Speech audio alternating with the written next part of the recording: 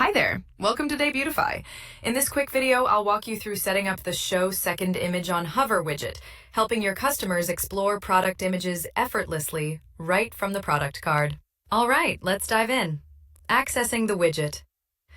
To access the Show Second Image on Hover widget, open your customized Debutify theme. To enable or disable it, go to Theme Settings. Professional Widgets. Go to Template, then select Featured Collection section. Here you can customize all settings. Show Second Image on Hover. When using Inherit, make sure the widget is also enabled under Theme Settings. If you'd like to turn it off, simply choose Disabled. And that's it.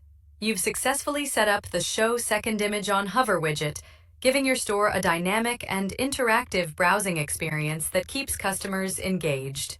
Thanks for watching, and happy customizing with the Debutify theme.